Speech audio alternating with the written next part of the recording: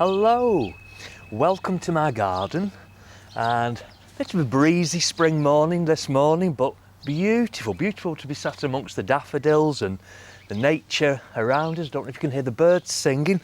Well, I'm going to share with you a practice to soothe your nervous system, to calm, to quieten things down, to reveal the quieter aspects of your mind, because you know the postures, the asana, they're not just for flexibility and for gaining strength. The way you move your body will ultimately reveal and sometimes influence how you feel. So just try this out. Sit with me for a moment, just to check in, just to connect. So it doesn't need to be anything complicated. Sitting as comfortably, sitting as effortlessly as you can. Rest the back of your hands onto your legs.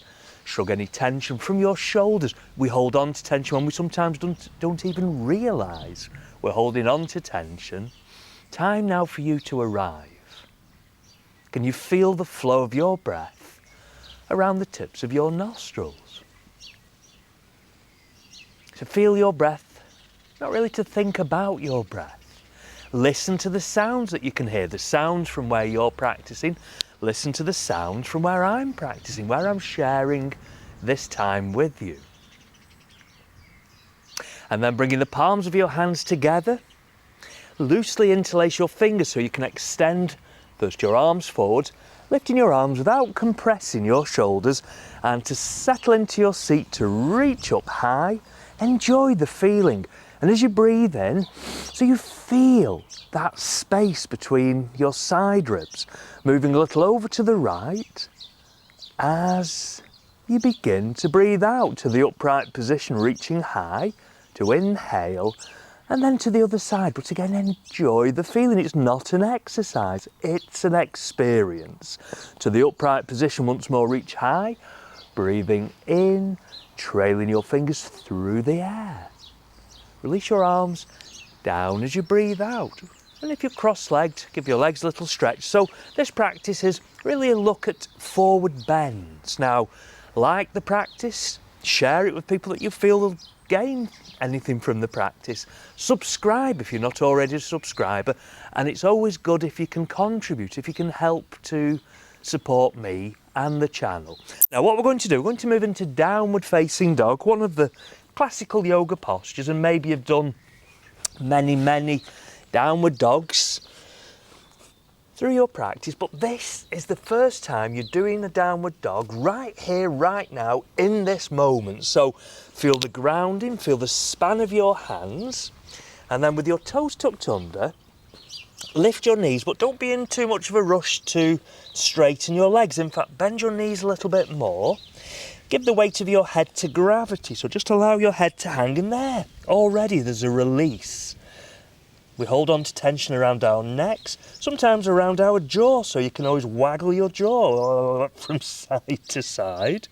And then with your arms straightening, with your hips drawing back, slowly sinking your heels back and towards the earth. But don't go as far as you can, because that just introduces tension. So in a way you soften a little into this shape, which is in effect a forwards bend, noticing where you need to apply the effort, but at the same time you identify where you can allow to let go. And that's sometimes more applied to your approach to your practice, your approach to yourself. Walking your feet towards your hands, walking your hands back towards your feet, and then bend your knees. In fact, your knees well bent, either to rest your fingertips or your hands to the floor.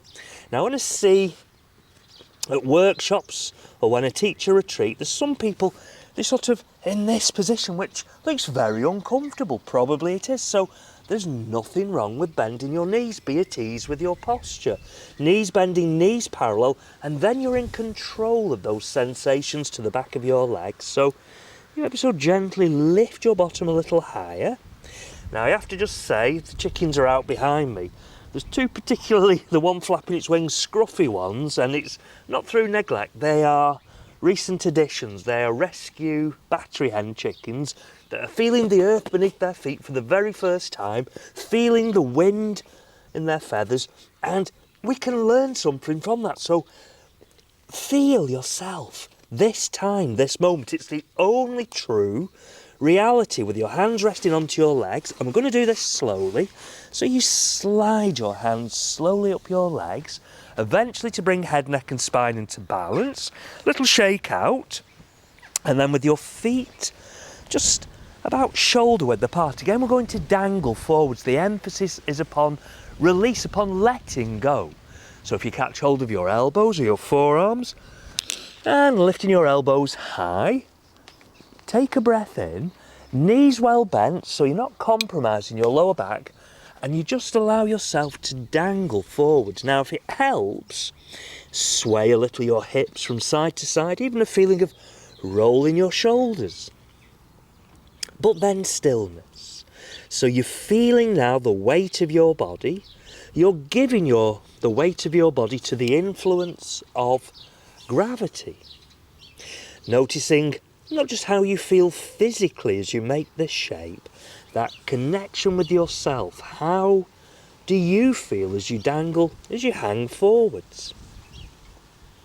We take 1 or 2 more breaths. It goes without saying, if you ever need to move out of a posture, out of a shape, you listen to your body. Now, if you haven't already, hands resting onto your legs. Again, your knees well bent.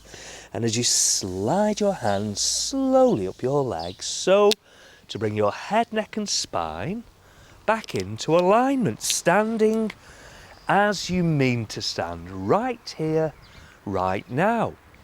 Stepping now your feet apart into a comfortably wide stance. So the outer edges of your feet are either parallel, or you can even turn your toes in. We're going to practice another forward bend, this time with a wider stance. So nothing wrong, again, with bending your knees, but this time as you bend your knees, the feeling will be of your knees moving out and away from each other. So widening around your upper chest, lifting through your breastbone, hands to your hips as you breathe in. And again, it's a gradual process, an eye for the detail, pivoting from your hips, feeling the weight distribution through your feet. Now this might be as far as you want to go, unless you know you can quite comfortably bring your fingertips down to rest, or the palms of your hands down to rest. If you've got a block or a prop nearby and you can't quite reach the floor, even with your knees bent, nothing wrong with using a block to support your hands. And we just take a few moments. So your arms are straightening, leaning back through your sitting bones, the feeling of your spine lengthening. Can you soften a little without losing the form, without losing the shape? And I'm going to suggest a twist from this forward bend. So you rest your left hand to the mat directly beneath your face. You bring your right hand to the lower part of your back. Then first to lengthen through your spine with the feeling of lifting through the right side of your chest, right shoulder, your head and neck turning naturally with the movement, so you're not forcing your neck. Now, either your right hand resting to your lower back, or you can reach your right arm away as you invite your right arm then to where you sense to be vertical, reaching the fingertips of your right hand up towards the ceiling, up towards the sky in my case. It's an ash tree just behind me and the buds are just about to burst. I can see them now. And then as you look down to the floor, so you rest your right hand to the mat underneath your face, now to rest your left hand to your lower back. So the feeling is really the weight distribution moving ever so slightly back through your heels. You lengthen through your spine, and now to lift through the left side of your chest, left shoulder. Again, your head, your neck turning naturally with the movement, and maybe to reach your left arm away, and you invite your left arm to where you sense to be the vertical. Still your hips are aligning forwards, still the length through your spine. Got a helicopter flying around up there. They must be wanting to practice some yoga. Reach up a little higher if you can as you breathe in, and then looking down to the mat, bring your left hand, it really is right overhead. Wow, maybe it's one for the blooper channel, this. Oh, anyway, distractions.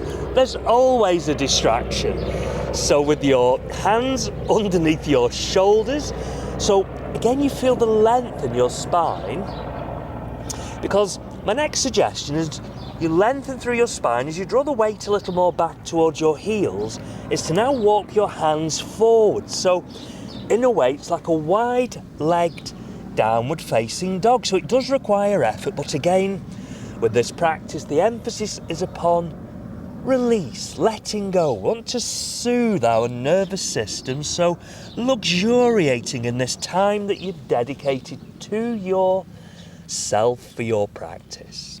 Last few breaths. Then still with your feet, your legs as they are, you walk your hands back. Now either your hands to the mat underneath your shoulders, unless you know you've got a very good wide-legged forward bend, you can always set your hands back so they're in line with your feet, your fingertips in line with your toes. Lengthen through your spine as you breathe in, and then bending your elbows pointing back between your legs. The idea of inviting the crown of your head towards the mat, so elbows pointing back, your sitting bones lifting, noticing how you feel as you make this shape. Pressing your hands to the mat, walk your hands forward, so again to return your hands back to the mat underneath your shoulders, heel to toe, walk your feet in so you're not compromising your lower back.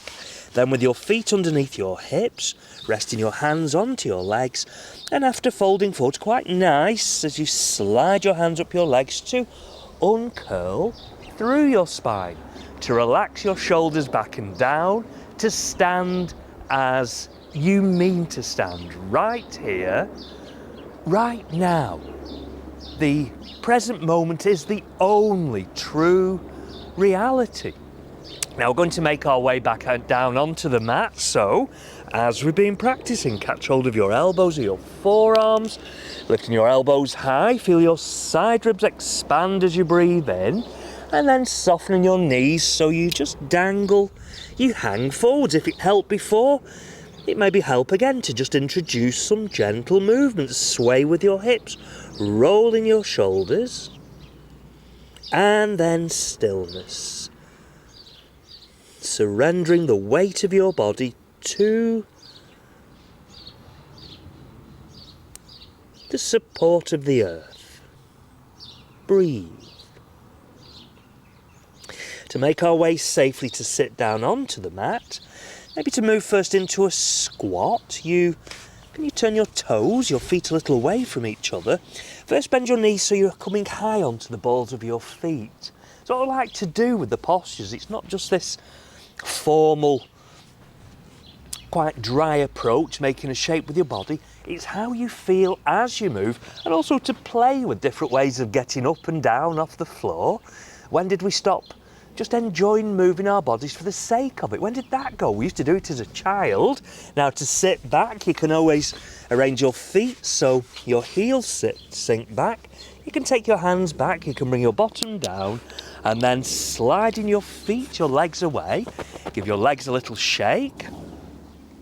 To sit, legs together, feet flexed, in Dandasana, so your fingertips or the palms of your hands resting by your hips, leveling your shoulders, then to relax your shoulders. Breathe. Legs together, feet flexed, rest the palms of your hands together. Now we're going to fold forwards. Now I have to suggest, if you're my friend with the helicopter is wanting to, wow, that's low. He wants to join the Urban Mystic on a yoga video, he's welcome to. Anyway, if your hamstrings are tight, you can always have your knees bent, knees lifting, to fold forward that way. Or, if you've got a bolster or a rolled up blanket, that can also be used underneath your knees. Otherwise, your legs as they are. Now, there's no agenda. It's not going to be a desperate grab for your feet. Your body invites you into the forwards bend. So, palms resting together. First to reach up high as you breathe in, and then leading with your breastbone, your heart space, projecting forwards. So bringing your hands to rest, maybe just below your knees, or towards your shins. But if you find your mid-back rounding, if you're drawing your chin in towards your chest, do the opposite. Lift open around your breastbone. Soften your shoulders back and down. And then checking in with how you feel as you make the shape. There are the different physical sensations, but ultimately the connection with how you feel. Now, if you feel there's further to explore, some people might be able to loop their index, middle fingers around the big toes, or you might be able to interlace your fingers around the soles of your feet, but don't compromise. Don't let tension manifest around your shoulders. So softening, still that gentle lift to your breastbone. And then the suggestion really of your elbows bending that little bit more out to the side. So I'm looking just beyond my knees, and that way maintaining a neutral neck. You're not tucking your chin in towards your chest because that feels claustrophobic and it just encourages your mid-back to round. Now I'm going to spend just a few more breaths. So connecting physically with the shape that you make, open at the same time to your inner landscape, your thoughts, your feelings,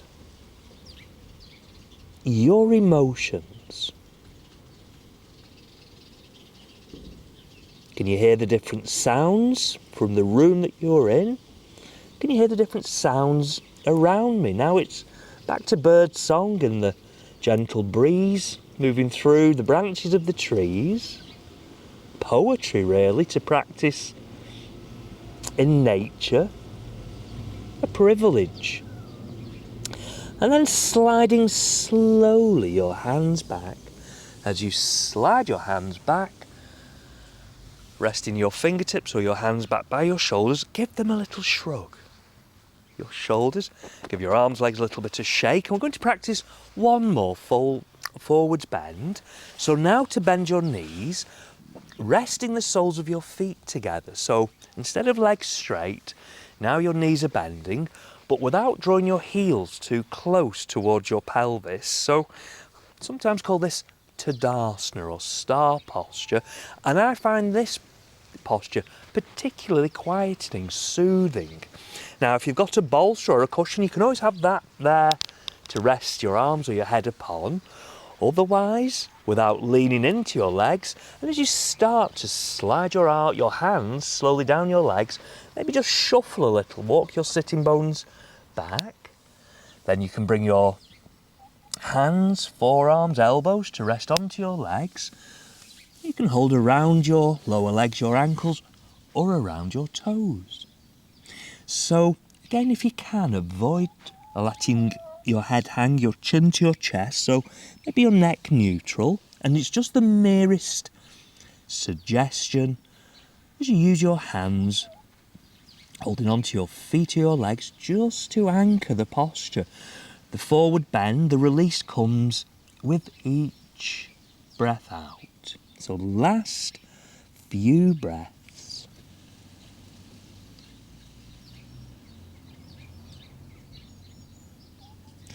And then slowly begin to slide your hands back, straightening through your legs, and that last little shake out before we just sit for a breath or two.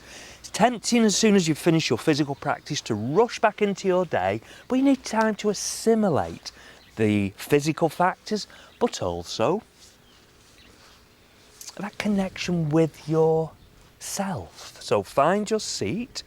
And again, if you haven't, please like the video. Make any suggestions. Is there anything that you want me to share with you? Subscribe if you're not already a subscriber. And again, contribute. Help to support the channel. So sitting, bringing your focus to your breath. Time dedicated purely to yourself.